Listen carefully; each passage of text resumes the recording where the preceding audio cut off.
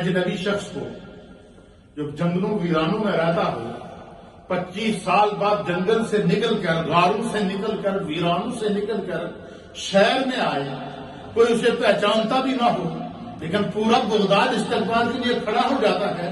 پتہ چلا کہ جسے خدا ولایت کا تاج پہناتا ہے تو پھر کائنات کے دل میں خدا ڈال دیتا ہے، تو پھر ذرے ذرے بھی پہچانتے ہیں کہ یہ خدا کا ولی ہے، پر پتھر بھی پہچانتے ہیں کہ یہ خدا کا ولی ہے، شجر و حجر بھی پہچانتے ہیں کہ یہ خدا کا ولی ہے، کائنات کا ذرہ ذرہ پہچانتا ہے کہ یہ خدا کا ولی ہے، کیونکہ اس کی ولایت کا اعلان خدا کی طرف سے کیا جاتا ہے۔ تو غوث اعظم رضی اللہ تعالیٰ عنہ ان عظیم اولیاء کاملین میں سے تھے جن کی ولایت کا اعلان رب کی طرف سے کیا گیا، جن کو محی الدین کا خطاب رب کی بارگاہ سے عطا کیا گیا۔ کہتے ہیں کہ میں جیسے ہی بغداد کی مسجد میں داخل ہوا تو سارے لوگ میرا استقبال کرتے ہوئے سرکار غوث اعظم کہتے ہیں لوگوں نے مجھے پکڑا اور کہا کہ آج آپ نے واز بھی کرنا ہے، آپ نے جمعہ بھی پڑھانا ہے، آپ نے خطاب بھی کرنا ہے۔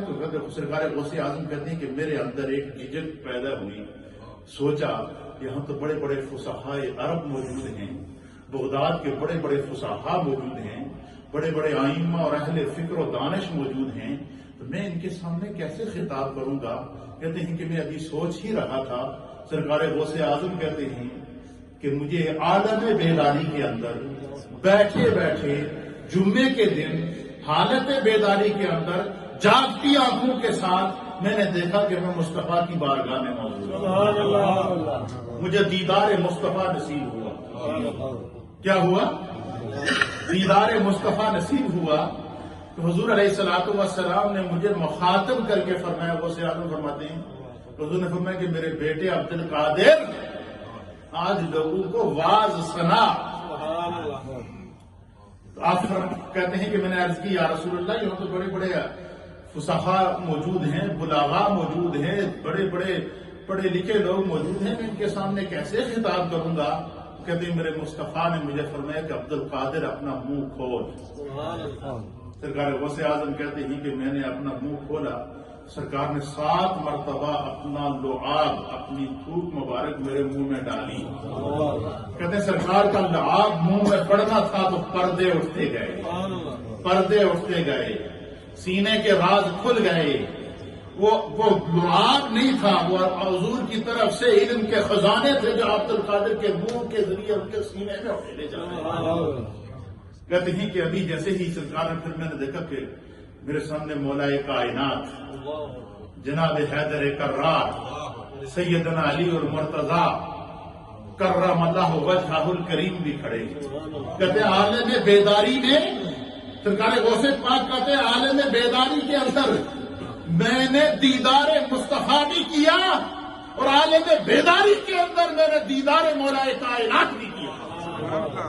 کہتے ہیں کہ حضرت مولا کائنات نے بھی یہی کہا، انہوں نے بھی میرے منہ کے اندر 6 مرتبہ لعاب ڈالا۔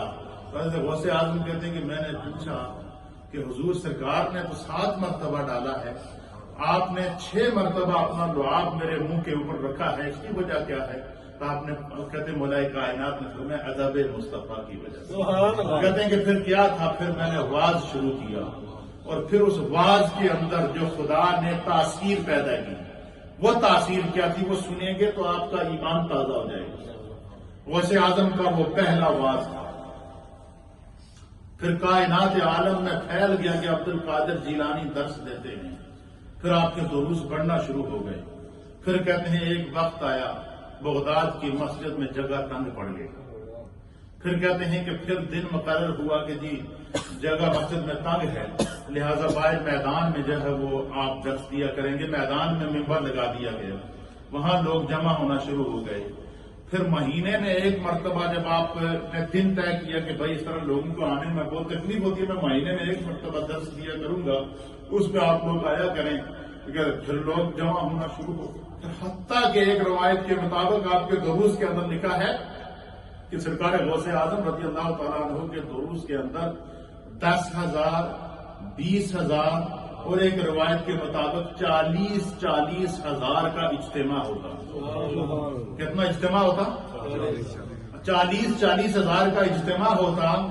اب مجھے بتائیں کہ اس دور کے اندر نہ تو کوئی ساؤنڈ سسٹم ہوتا تھا، نہ سپیکر ہوتا تھا، نہ تو آج کے دور کے اندر آواز کو سکائی کے ذریعے کہیں سے کہیں پہنچانے کا کوئی انتظام ہوتا تھا، کوئی سیٹلائٹ سسٹم نہیں ہوتا تھا، لیکن جو شخص غوث پاک کے سامنے 3 فٹ کے قدم فاصلے پر بیٹھا ہوتا تھا، وہ شخص 40,000 فٹ دور کی دوری کے اوپر بھی وہی آواز سنتا تھا جو غوث پاک رضی اللہ تعالیٰ عنہ کے سامنے بیٹھا ہوا بندہ سنتا۔ اس کی کیا وجہ ہے؟